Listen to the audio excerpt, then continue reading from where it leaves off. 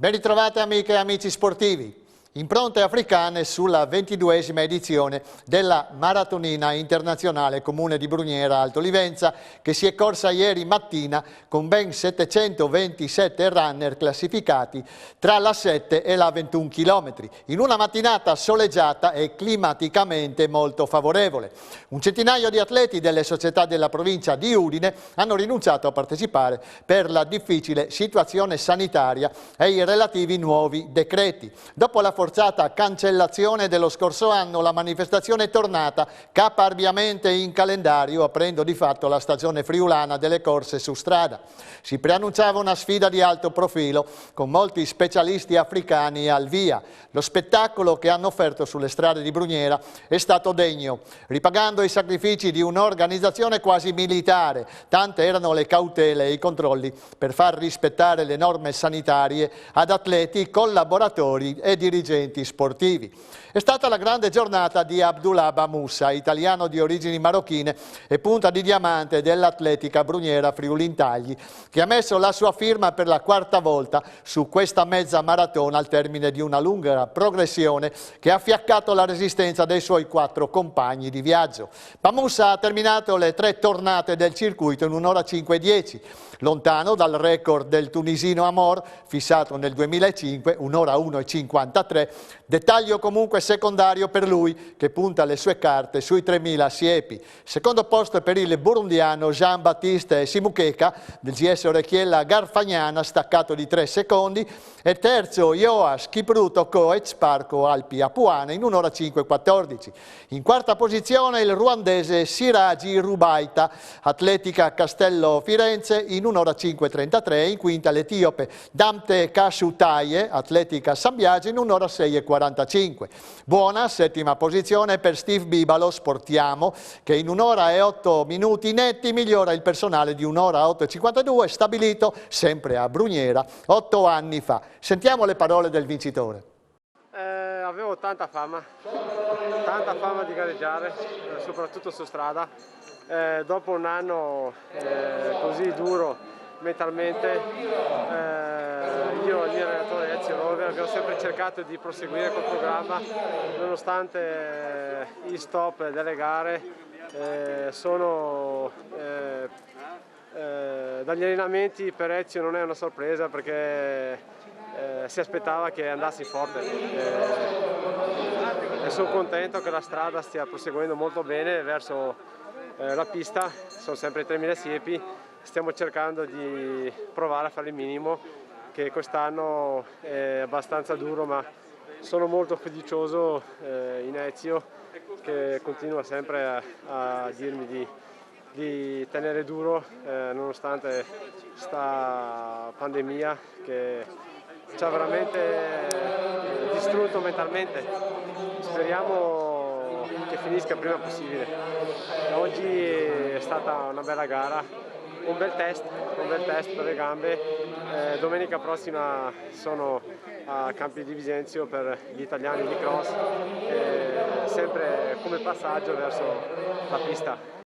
In campo femminile la corsa si è presto ridotta a un duello a ritmo di record del percorso tra l'etiope Adisalem Belai Tejein, atletica Saluzzo, e la ruandese Clementine Makundanga, atletica Virtus Lucca. Ha vinto la prima grazie a un irresistibile spunto finale in 1 ora 12:02, nuovo record della gara. Il precedente era della keniana Kariuki, datato 2005 e fissato in 1 ora 12:33. Sotto il vecchio limite anche la Makundanga in 1 ora 12:04, mentre più lontana è terminata terza la burundiana Cavalin Nakimana di Bertas Livorno in 1 ora 14:52. Ai piedi del podio l'emiliana Francesca Tonin Calcestruzzi Corradini, quarta, in 1 ora 21:38, e la veneta Camilla Spagnol, team KM Sport, quinta, in 1 ora 22:50. Per quanto riguarda le migliori atlete regionali, segnaliamo lo stesso piazzamento del marito, il settimo, per Erika Franzolini, Brugnera Friuli Intagli, in 1 ora 24:15, mentre nona è giunta Elisabetta Villa, Azzano Runner, in 1 ora 24:31. Forte dell'esperienza accumulata lo scorso anno con la gestione del Giro Podistico di Pordenone, in settembre gli organizzatori dell'Atletica Bruniera Friuli Intagli hanno rinunciato alla non competitiva e alla Nordic Walking per garantire la massima sicurezza nella zona di partenza e arrivo. Stanco ma soddisfatto Ezio Rover, presidente della FIDA al Pordenone e dirigente della società organizzatrice. Tutto è andato liscio e Bamussa, che si prepara sotto la sua guida, ha vinto. Sentiamo quello che ci ha detto.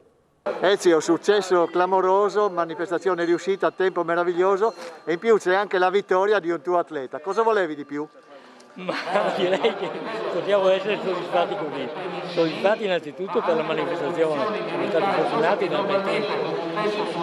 Naturalmente devo ringraziare tutto il mio staff perché non è stato facile organizzare questa manifestazione rispettando il protocollo della federazione, quindi basti pensare che questa è la seconda gara su strada che si svolge in Italia quest'anno e questa è la vicelunga della prima manifestazione su strada che si svolge in Friuli Venezia Giulia. A Dulà non dico che pensavo che vincesse, però dagli ultimi allenamenti lo vedevo in forma strepitosa, perché ha fatto dei lavori veramente eccezionali, poi è un ragazzo meraviglioso, un ragazzo che lavora, non è come quei atleti arrivati dopo di lui che sono professionisti, che fanno solo questo lavoro. Lui lavora in fonderia 40 ore alla settimana con turni di notte, quindi non è facile allenarsi con 3 figli a casa, di cui uno nato qualche mese fa.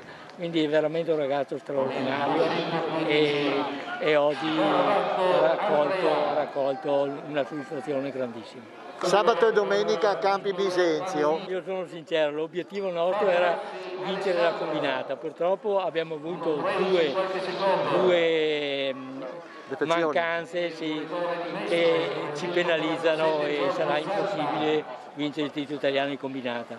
Un atleta nostro marocchino è andato in altura in Marocco, purtroppo fino al 26 non può prendere l'aereo per tornare qua, e un altro nostro atleta junior fortissimo domani fa un tampone ma sembrerebbe che fosse positivo, quindi ci mancano 2 atleti di vertice e quindi sarà difficile, però insomma vediamo a livello individuale cosa possono fare i Masia, cosa possono fare i Caiani eccetera. Prima della mezza aveva preso il via anche la 7 km dove c'era anche Silvia Furlani, l'atleta udinese colpita da sclerosi multipla che corre per sensibilizzare l'opinione pubblica al fine di trovare i mezzi per sostenere la ricerca scientifica su questa brutta malattia. La vittoria è andata al trentino Samuel De Metz, Sport Club Merano in 21,59 che ha avuto la meglio su Giacomo Esposito, Atletica San Biagio secondo in 22 minuti e 2 e Cesare Caiani, Bruniera Friuli Intagli terzo in 22,8. Tra le donne si è fermata Giulia Vettor del CUS Parma in 26 minuti e 10 dove ha sopravanzato Glenda Basei, Bruniera Friuli Intagli seconda in 26,24 e la veneta Chiara Pianeta, team KM Sport terza in 26,26. Il sindaco di Bruniera, Renzo Dolfi, ha portato il saluto dell'amministrazione comunale ai partecipanti e poi ha seguito in prossimità del traguardo lo svolgimento delle gare. Sentiamo. L'organizzazione di una maratonina che posso dire che è stata organizzata veramente bene, sono stati attenti, la società che è organizzatrice è una società importante, una tra le 15 più importanti a livello nazionale e infatti si è visto proprio da come ha organizzato la maratonina. Una maratonina che forse spero possa dare quello spiraglio, quella luce in un anno passato di pandemia e un 2021 invece che auspichiamo possa finire e che proprio attraverso queste manifestazioni che piano piano spero ricomincino nel corso dell'anno dare la possibilità a questi atleti, ma non solo nel campo dell'atletica ma in tutti gli sport, possano riprendere e quindi ritornare allo stato pre-Covid. Quindi ringrazio, l'amministrazione non può che essere contenta proprio per questa giornata, anche perché abbiamo visto che una volta terminata la maratonina gli atleti hanno preso e si sono subito allontanati, diciamo, non hanno fatto assembramenti, pertanto ha rispettato le disposizioni di PCM e pertanto non ci sono stati problemi. Cosa dire? Speriamo che si possa andare avanti così e che questa pandemia finisca. Mi auguro che i nostri commercianti del territorio in questa giornata, visto che eravamo ancora in zona gialla e domani passiamo in zona arancione, abbiano magari potuto lavorare rispetto magari a qualche giorno fa e durante magari l'anno scorso, che invece proprio di lavoro diciamo non ce n'è stato, e spero vivamente che continuino a credere in noi, l'amministrazione, ma anche al nostro governo, che si possa ripartire e quindi ritornare ripeto, a prima di questa emergenza sanitaria.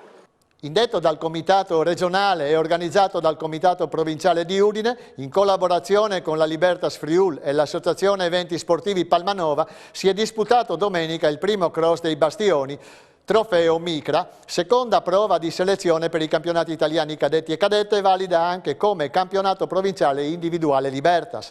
Dallo stadio comunale Bruseschi, su un anello disegnato in adiacenza ai maestosi bastioni, il cross ha portato al via 88 giovani atleti delle società regionali. Nel settore maschile ha vinto in 8 minuti e 36 sui 2 km e 6 dell'ondulato tracciato di gara Thomas Caffagna della Sportiamo Trieste, già secondo nella prova di Gorizia, che ha preceduto Francesco Cariola della Libertas Grion Seremanzacco 8,53. Al terzo posto il pordenonese Marco Vallar dell'Atletica Dolomiti Friulane in 8,56.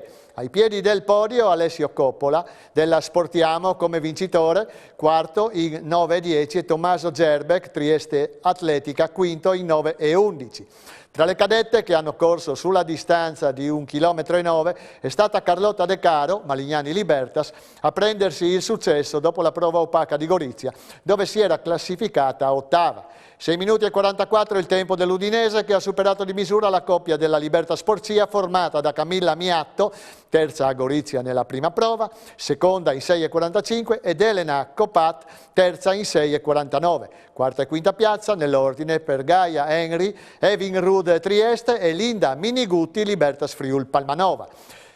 Sicuri della convocazione per gli italiani di cross ai Campi Bisenzio, di sabato e domenica sono Thomas Caffagna, Sportiamo, Francesco Cariola, Libertas Grion Seremanzacco, Marco Vallar, Dolomiti Friulane, Carlotta De Caro, Malignani Libertas, Elena Coppate, Camilla Miatto, Libertas Porcia e Linda Minigutti della Libertas Friul Palmanova. E con questo noi ci fermiamo qui anche per questa settimana. Grazie per il fedele ascolto e arrivederci a lunedì prossimo.